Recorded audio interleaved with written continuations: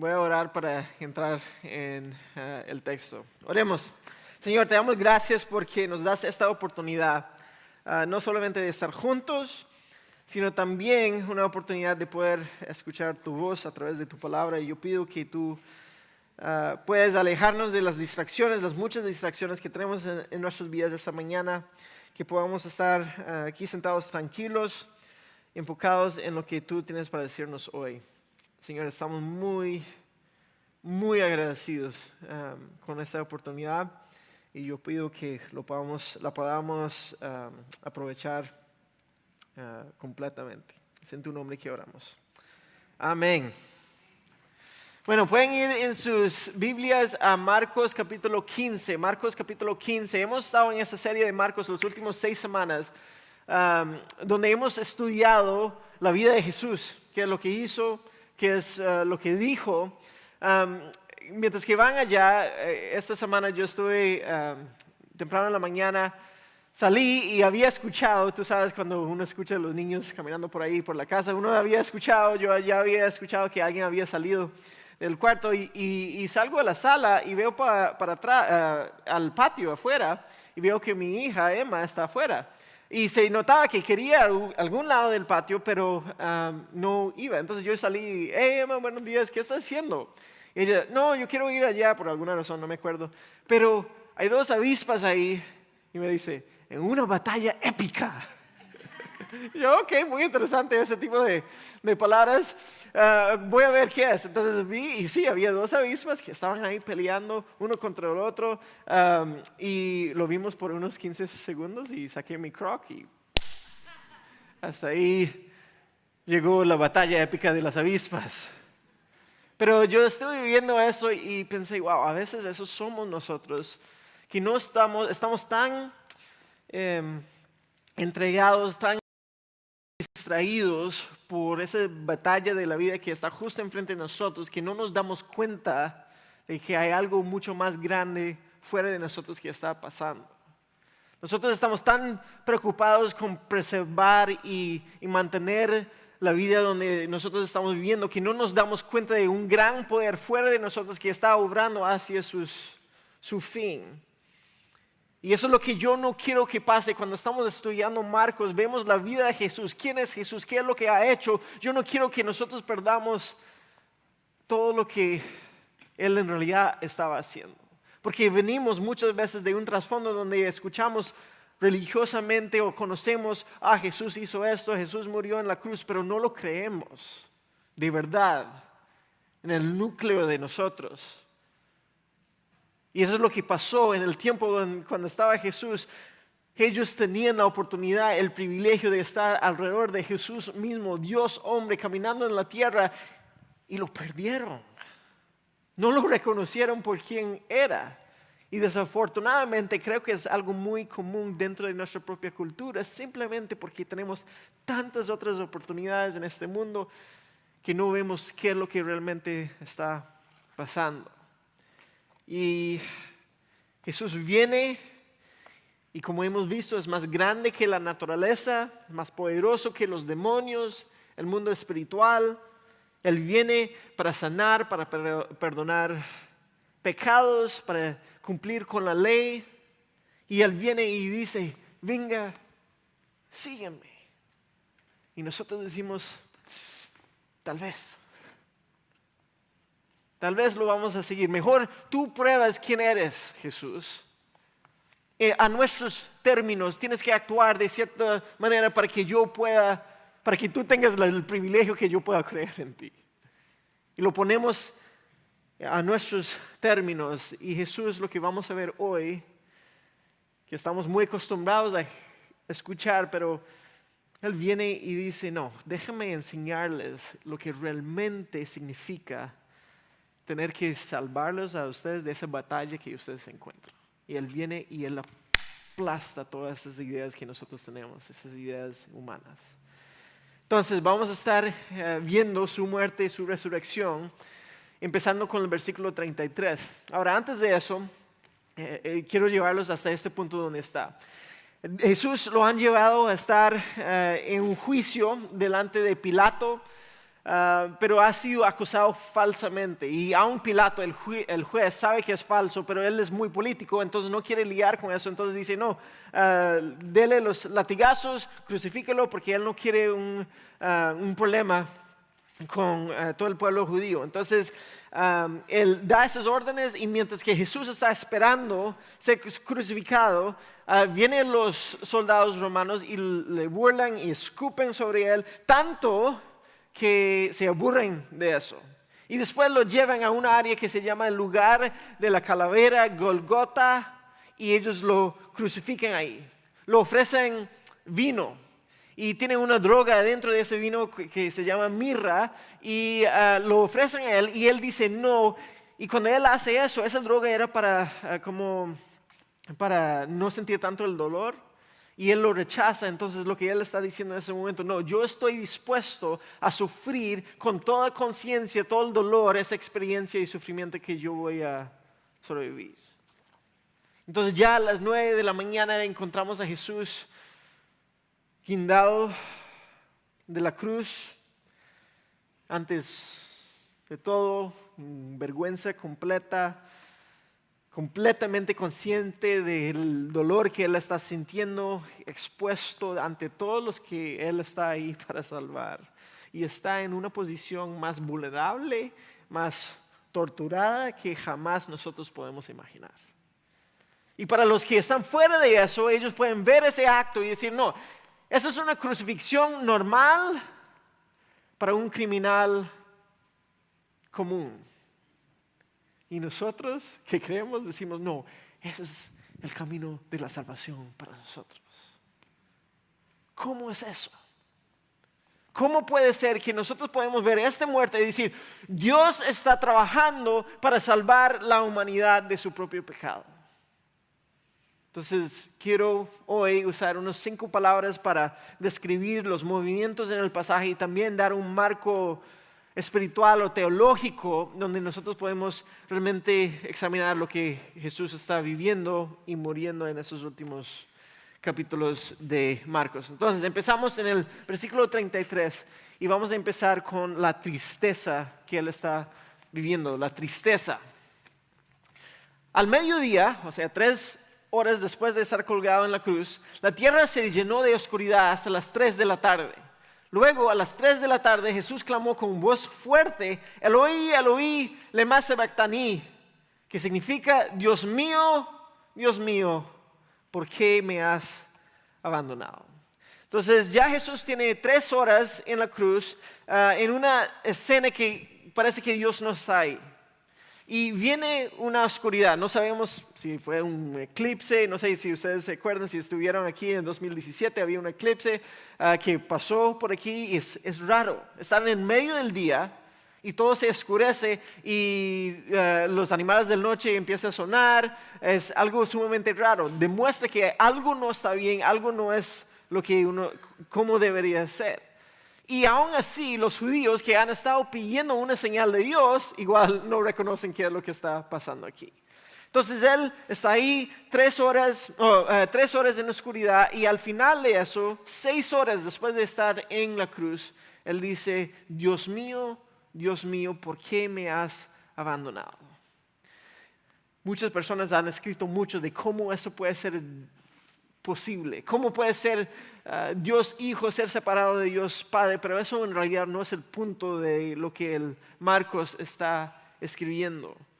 Él no está hablando de cómo eso es posible, él quiere que nosotros sepamos qué es lo que Jesús está sintiendo en ese momento. Y lo que Jesús siente es soledad. Está solo en la cruz, está solo en su sufrimiento, está solo en su dolor. Y entonces él clama, grita, Dios mío, ¿dónde estás? ¿Por qué me has abandonado? Y expresa su sufrimiento a través de ese grito. ¿Qué es lo interesante? Ese grito es una oración. Si uno va al Salmo 22, el Salmo 22 empieza, Dios mío, ¿por qué me has abandonado? Entonces lo que vemos aquí es que Jesús que vivió su vida según las Escrituras, que vino para cumplir las Escrituras, ahora en ese tiempo de tanta desesperación, Él vuelve a las Escrituras para poder expresar lo que Él está viviendo, para expresar su sufrimiento, para expresar su dolor. Entonces lo que encontramos en el Salmo 22 es una persona justa que está sufriendo. Y yo sé que venimos muchas veces de un trasfondo donde decimos, no, si hacemos bien, entonces todo va a ir bien. Pero así no funciona este mundo. Porque vivimos en un mundo caído, entonces buenas personas sufren, malas personas les va bien. ¿Por qué? Porque este mundo no es el mundo perfecto. No es lo que es el plan final, y aquí podemos ver eso expuesto en esos pasajes.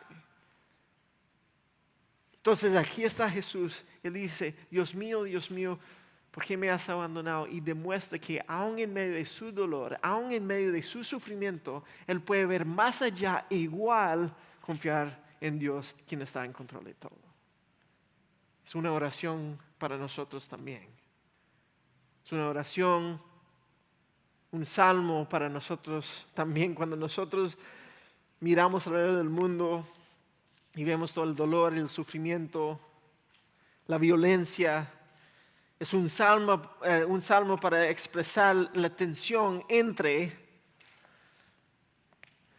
Vivimos en un mundo donde está lleno de dolor, sufrimiento, y igual tenemos un Dios todopoderoso.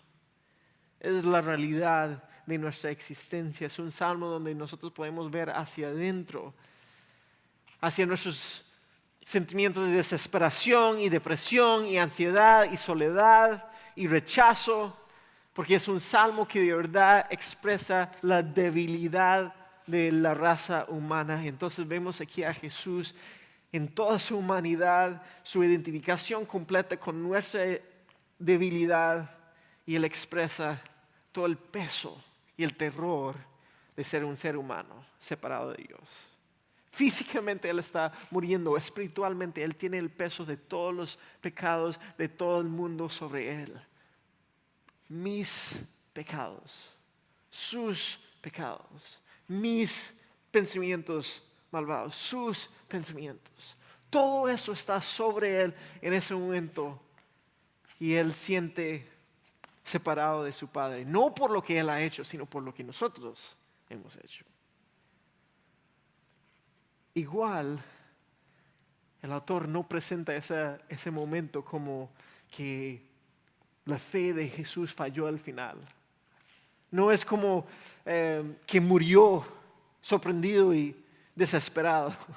Lo que Jesús hace es aceptar la voluntad de Dios. Esa es la copa que yo tengo que tomar, dice Jesús. Y entonces Él puede abrazar esa tristeza, Él puede abrazar ese sufrimiento, ese dolor, porque no como sus discípulos, Él entiende la necesidad de que es la cruz. Porque Él está haciendo algo mucho más allá que lo que nosotros pensamos. Entonces cuando el dolor viene a nuestras vidas, Dios no nos llama a ser inmunes al dolor o ignorar el dolor. Podemos ver a las Escrituras y ver a Jesús y entender que yo puedo expresar esos sentimientos de abandono a Dios de una manera que aún le honra a Él. Porque vemos más allá que sí, yo siento esto, pero más allá que mis sentimientos, más allá que mi experiencia, yo confío en Dios que está en control de todo. Si aún el que tiene la relación más cercana a Dios siente ese abandono real, y lo que Él hace es hacerlo una oración y oración, aun cuando no tiene sentido. Y todos los que están alrededor de Él lo pierden por completo, no entienden lo que está haciendo. Y eso lo vemos en versículo 35. Algunos que pasaban por allí entendieron mal y pensaron que estaba llamando al profeta Elías. Uno de ellos corrió y empapó una esponja en vino agrio, la puso sobre una caña de junco y la levantó para que él pudiera beber. Esperen, dijo, a ver si Elías viene a bajarlo. Entonces tenemos a Jesús en ese estado casi donde el cuerpo humano no puede funcionar y está expresando esa verdad profunda y todos los que están alrededor lo pierden por completo. No solamente mal entienden lo que está diciendo, también mal entienden lo que Jesús está haciendo. Entonces empiezan a burlarse de él. Hay que entender, Jesús en la cruz para esas personas es un espectáculo. A ver qué pasa, qué va a hacer. Él salvó a otros, Él sanó a otros, a ver si Él lo puede hacer para Él mismo. Aún en ese día, ellos pensaban que si uno estaba cerca de la muerte, podían llamar a Elías y Elías iba a venir a salvarlo. Pero ellos están perdiendo de todo el punto de lo que Jesús está haciendo. Están enfocados en lo equivocado. No se trata de salvarse a sí mismo. Obviamente, si Él es Dios, Él puede salvarse a sí mismo. La cosa es que Él decide no hacerlo, porque si Él se salva a sí mismo, entonces no va a lograr lo que en realidad vino a lograr. Entonces lo que lo mantiene en la cruz no es su debilidad, no es su vulnerabilidad, no es su humanidad, no son los soldados romanos, no son los clavos. Lo que mantiene a Jesús en la cruz es su misión, es su propósito, es su amor para con nosotros. Pero las personas no ven eso. Ellos quieren ver un milagro. Ellos quieren que Él se baja de la cruz para que ellos puedan decir, ok, así yo puedo creer en Él. Pero esa burla revela que ellos realmente no entienden qué es lo que está haciendo Dios, qué es lo que está haciendo Jesús. Uno de los comentaristas dijo, ellos están evaluando el poder divino por una perspectiva puramente humana. Y muchas veces cuando nosotros tenemos una necesidad y Dios no actúa como nosotros queremos, muchas veces evaluamos a Dios según nuestra perspectiva, que normalmente sirve a nosotros mismos y nada más. Un rescate milagroso no hubiera logrado lo que Jesús estaba intentando lograr o quería lograr.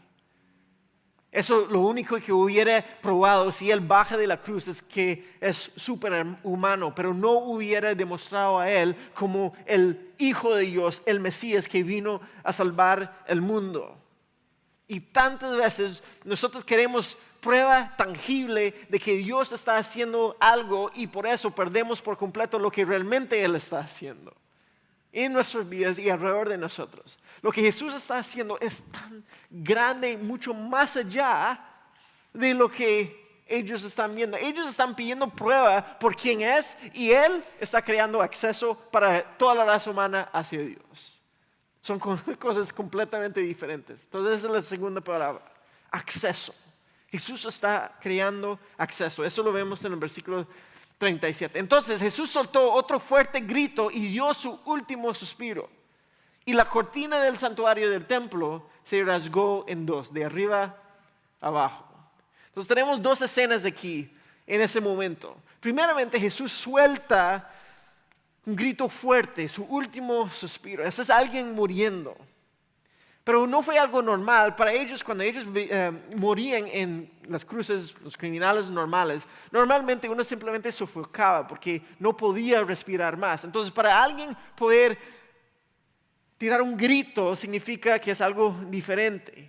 Pero eso es lo que hay que entender. Eso no es un grito, el último grito, un último suspiro de un hombre que está muriendo. Eso es un grito de triunfo, de vencer.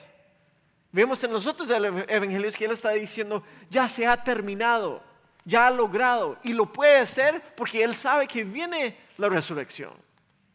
Entonces es un grito de poder, no de debilidad. No es que la muerte lo ha vencido, sino Él está venciendo la muerte en ese momento. Es una señal de poder, no de debilidad. Y es por eso, es por esa razón. Cuando tú y yo morimos, no es porque nosotros podemos entregar nuestras vidas así nomás. Nosotros morimos cuando nuestros cuerpos se apagan, cuando nuestros cuerpos terminan. Nosotros no tenemos ese tipo de poder sobre nosotros, sobre nuestros cuerpos físicos. La semana pasada, algunos de ustedes saben que yo fui con un grupo de jóvenes a un campamento para ayudar al condado más pobre de Carolina del Sur. Y yo me di cuenta que no estoy con esa edad de niños de como 15 a 20 años, desde que yo tenía como 15 a 20 años. Y me di cuenta muy rápido que aunque en mi mente todavía yo soy joven, mi cuerpo no es joven. Uno se da cuenta que uno no tiene el poder que tenía antes. Jesús tiene poder sobre su cuerpo. Él nace cuando Él quiere nacer. Él nace en la manera que Él quiere nacer. Él vive la manera que Él quiere vivir. Y Él da su vida cuando Él quiere dar su vida, porque Él sabe que Él lo puede tomar de vuelta. Él entrega su vida porque Él lo puede tomar su vida. Y entonces vemos a Jesús, Dios hombre, morir físicamente. Y cuando muere, el escenario cambia. Vamos desde fuera de las paredes de Jerusalén hasta dentro del templo. Y dice que la cortina se rompió, se rasgó desde arriba para abajo. Ahora, eso es más o menos el templo. Había varias cortinas. Eso estábamos hablando de la cortina interior. Esa cortina fue una barrera física, una barrera visible para decir que eso es donde está Dios y eso está donde todas las otras personas. Entonces, si Dios está aquí y nosotros estamos aquí, no podemos entrar en ese lugar porque Él es santo y nosotros no somos santos. Más bien, en ese tiempo, si uno quería entrar ahí, solo era una persona con una posición específica, con un sacrificio específico y solo una vez al año. Y si uno entraba ahí sin eso, ellos podían morir. Entonces, esa cortina bloqueaba acceso de los seres humanos hacia Dios. Y esa cortina se rompe. Y en eso es un símbolo de que ya no hay separación entre Dios y los seres humanos. Pero no porque ha bajado la santidad de Dios, o no porque nuestra santidad ha crecido, es por la muerte de Jesús que abre y da acceso. Que lo que ha cambiado en la muerte de Jesús es que la cruz ha provisto un sacrificio apropiado que es suficiente para nuestra falta de santidad. Entonces, Él muere y crea acceso. La muerte de Jesús logra acceso para nosotros ante Dios. A menos que Jesús muere, la cortina no se rompe y entonces no tenemos acceso a Dios. Y tenemos que seguir con el mismo sistema de sacrificios y sacerdotes y el sacerdote principal y la ley y todos los sacrificios que son insuficientes para entrar en la presencia de Dios. Pero cuando Él muere, crea acceso y ahora significa hay una nueva época, hay una nueva temporada donde yo sí, aun a pesar de mi pecado, ya mi pecado no me condena por lo que ha hecho Jesús. Yo puedo entrar en la presencia de Dios. Esas son buenas noticias, porque es una nueva manera de relacionarnos con el Dios del universo, nuestro Creador. Que nuestro pecado no nos deja, pero ahora Él ha hecho la obra para nosotros. Y eso nos lleva a una confesión. Tristeza, acceso, ahora vemos una confesión. El oficial romano que estaba frente a él, frente a Jesús, ahí está Jesús guindado de la cruz, al ver cómo había muerto, exclamó: este hombre era verdaderamente el definitivo, el Hijo de Dios. Ahora, no tenemos mucho contexto, pero eso es lo que, de este oficial romano, pero eso es lo que Marcos quiere que nosotros entendamos. Él quiere que nosotros vemos, escuchamos, sentimos esto. Jesús es el Hijo de Dios. ¿Se acuerda cómo empezó el primer versículo? Ese es el principio del Evangelio de Jesucristo, el Hijo de Dios. Y ahora tenemos un romano gentil que no tiene ningún trasfondo en el judaísmo, ni entender quién es Jesús, y Él mismo hace esa frase. Hay que pensar qué es lo que pasó con ese oficial, porque seguramente no fue la primera vez que él está viendo una crucifixión. Dice literalmente que eres un centurión, un oficial de varias miles de personas. Entonces él ha visto batalla, es alguien fuerte, no tiene ninguna razón para tener simpatía con Jesús allá en la cruz. Sin embargo, él reconoce seguramente ese era el Hijo de Dios. Él no estaba presente en los milagros de Jesús, no estaba presente en el templo cuando se rasga la cortina. Simplemente ve cómo muere Jesús y dice y hace esa frase. Pero lo que significa que tiene que haber una transformación completa en su mente, porque la única persona que él hubiera dicho de eso es el César, el imperio, el emperador. Porque es en él que demuestra todo el poder y la divinidad de todo el imperio romano. Se caía sobre los hombres del emperador y entonces todos juraban su lealtad al César. Y decían que eso era el Hijo de Dios. Sin embargo, en ese momento, él toma ese título que solo pertenece al hombre más poderoso del mundo en ese momento y lo pone a una persona que está muriendo en la cruz. No tiene sentido que él dijera eso. Vio algo y ese algo le cambió su mentalidad. Transformó como él estaba pensando de qué es poder, qué es deidad y quién es esa persona delante de él. Es muy interesante, los que estaban esperando la Mesías, cuando ellos ven el Mesías muriendo, se burlan de él. El que no, lo ven y lo reconoce por quién es. ¿Cuántos de nosotros en nuestra religiosidad no vemos el verdadero Jesús? No vemos lo que él realmente hizo. Entonces Jesús se muere en la cruz. Esa crucifixión no es simplemente la historia de una ejecución. Estamos viendo la cima de la ceguera humana, nuestro pecado que está en contra de Dios. Entonces, en eso vemos a Jesús como el rey que muere como un criminal. Vemos Jesús, el Mesías, quien es rechazado por las personas que él vino a rescatar. Vemos a Jesús, el Hijo de Dios, con todo su poder, que no utiliza su poder para salvarse a sí mismo, sino muere una vida o muere una muerte que parece que no tiene poder. Pero Dios toma todo eso en su poder y lo hace al revés. Le da vuelta. Y entonces la debilidad llega a ser una señal de poder. Y la muerte llega a ser un camino hacia la vida. Y ser abandonado por Dios llega a ser nuestra reconciliación con Dios. Y los que ejecutan a Jesús en realidad están cumpliendo con la voluntad de Dios. Y los que querían terminar la vida de Jesús en realidad están ayudando a Jesús a cumplir la ley que ellos han seguido. Eso es el poder de Dios. Y es por eso que nosotros podemos poner nuestra fe en él y disfrutar de vida eterna. Y eso significa que en la cruz Él revela su poder y demuestra su amor y nos da vida. Y todo esto significa que somos libres. Tenemos libertad en Él.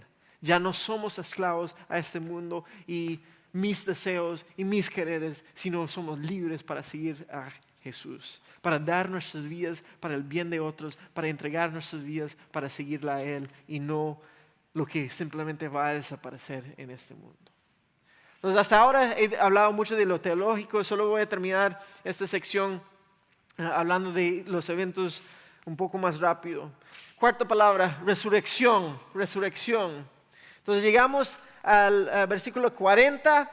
Y vemos que hay algunos testigos oculares que estaban ahí, mujeres que estaban ahí, y llegamos al 42 y Marcos nos habla de qué es lo que pasa después de la muerte de Jesús. Todo eso sucedió el viernes, el día de preparación anterior al día de descanso. El sábado de ellos era el sábado y entonces el viernes tenían que terminar todo antes de entrar en el sábado. Al acercarse la noche, José de Arimatea se arriesgó, eso es que se expuso, porque hasta ese punto nadie lo conoce como seguidor de Jesús y ahora él va a exponerse como seguidor de Jesús. Y fue a ver a Pilato, ese es el juez que lo condenó, y pidió el cuerpo de Jesús. José era un miembro honorable del Concilio Supremo y esperaba la venida del reino de Dios. Pilato no podía creer que Jesús ya hubiera muerto, así que llamó al oficial romano y le preguntó si ya había muerto. El oficial lo confirmó, así que Pilato le dijo a José que podía llevarse el cuerpo. Entonces se sorprende, ¿cómo es que ya está muerto? Normalmente duraban varios días en la cruz antes de morirse, él ya está muerto. Entonces él dice, ok, puede ir a recoger el cuerpo. Ahora, esto es el punto. Jesús está muerto. Y es importante entender eso porque si creemos en la resurrección significa que Él tenía que haber estado muerto. No es que está cerca, está muerto o está medio muerto. No es que Él tiene un poco, solo lo suficiente de vida dentro de Él como para salir de la tumba. No es que va a levantarse o revivir de repente de nuevo. La idea es que está muerto. Y aún los rumores después de qué es lo que pasó con el cuerpo, los rumores no eran que él de alguna manera sobrevivió, los rumores eran que el cuerpo fue robado. Entonces todos sabían que Jesús está muerto y lo demuestran, toman el cuerpo de la cruz, lo envuelven en esa lina y lo ponen dentro de la tumba. Entonces viene el domingo, El sábado, al atardecer, cuando terminó el día de descanso, María Magdalena, Salomé y María, la madre de Santiago, fueron a comprar especies para el entierro, a fin de ungir el cuerpo de Jesús. Todos saben, Él está muerto. El domingo por la mañana, muy temprano, justo al amanecer, fueron a la tumba. En el camino se preguntaban unos a otros, ¿quién nos correrá la piedra de la entrada de la tumba? Pero cuando llegaron, se fijaron y vieron que la piedra, que era muy grande, ya estaba corrida. Entonces ellos van a poner una especie sobre el cuerpo y se dan cuenta, pero es imposible que nosotros movamos esa piedra. ¿Qué vamos a hacer? Pues llegan y ya está corrida. Cuando entraron en la tumba, vieron a un joven vestido con un manto blanco sentado al lado derecho. Ahora, esas son descripciones de testigos oculares. Es como cuando uno entra en una situación llena de estrés y tu mente toma como una foto, una imagen y sabes exactamente todo lo que está pasando. Aquí está diciendo, un joven vestido en manto blanco sentado al lado derecho. Ellos saben exactamente qué es lo que estaba pasando. No es una alucinación, no es algo inventado. Y Marcos está diciendo, esas son las mujeres que lo vieron. Puedes ir y preguntarles a ellos. Las mujeres estaban asustadas, pero el ángel les dijo, no se alarmen, ustedes buscan a Jesús de Nazaret, el que fue crucificado, eso es, que estaba muerto, no está aquí, ha resucitado. Miren, aquí es donde pusieron su cuerpo. Los 4 evangelios hablan de la historia de la resurrección igual, de una manera histórica, como un evento histórico, igual como la crucifixión. Es algo que de verdad pasó en un tiempo, en un espacio, un lugar, tanto que la tumba donde pusieron el cuerpo físicamente el viernes, ahora está vacío el domingo y no hay explicación. Y a través de los siglos, las personas han dicho diferentes cosas. Que en realidad el cuerpo de Jesús fue robado. O las mujeres fueron a la tumba equivocada. O que en realidad no murió, entró en la tumba, el ambiente en la tumba fue fresquito, entonces lo revivió y él salió de la tumba. Y hay diferentes religiones que adoptan esas diferentes posiciones. Pero la explicación que da el ángel es que se ha resucitado. ¿Por qué el cuerpo no está aquí? Se ha resucitado. ¿Dónde está el cuerpo? No está aquí. Si la tumba está vacía, ¿dónde está? No sabemos, pero no está aquí. Y el ángel nos dice, él nos da esa explicación. Está vivo, no está muerto. Eso es algo que no es humano. Y yo creo que muchas veces nos acostumbramos tanto a escuchar esa historia que no reconocemos que eso es algo de otro mundo. Tú y yo no podemos hacer eso. Sin la resurrección, la vida y la muerte de Jesús es admirable, es noble. Es algo que uno puede decir, yo quiero seguir a Jesús como maestro, como profeta, como mártir, pero sin la resurrección igual es trágico. Pero con la resurrección, entonces tenemos las buenas noticias de Jesucristo, que la resurrección de Jesús venció a la muerte y venció al pecado y venció al infierno. Eso es lo que significa la resurrección. Y entonces con la resurrección Jesús es declarado ser el Hijo de Dios con poder, y aún sus discípulos que fueron corriendo asustados, ahora ellos vuelven, se dan cuenta de la resurrección, viene el Espíritu Santo, los llena y ellos son seguidores que dan testimonio de lo que pasó con valor, coraje, frente al mundo. Y como digo, muchos de nosotros hemos escuchado eso, muchos de nosotros lo conocemos, pero ¿cuántos de verdad lo creemos? Tanto que nos puede mover, hablar y vivir como Él nos ha llamado a vivir. Entonces así termina el pasaje. Ahora vayan y cuéntenles a sus discípulos, incluido Pedro. Y Él tiene que incluir a Pedro porque Pedro lo ha negado. Él quiere asegurar, Pedro, todavía estás con nosotros los discípulos, que Jesús va delante de ustedes a Galilea. Él está diciendo, Jesús no simplemente se va a reencontrar con ustedes en ese lugar. La frase que utiliza aquí es, no, Jesús va a juntar a sus seguidores y los va a liderar en esa batalla, en esa misión. Allí lo verán, y tal como les dijo antes de morir. ¿Y qué hacen las mujeres? Las mujeres desconcertadas huyeron temblando de la tumba y no dijeron nada a nadie porque estaban muy asustadas.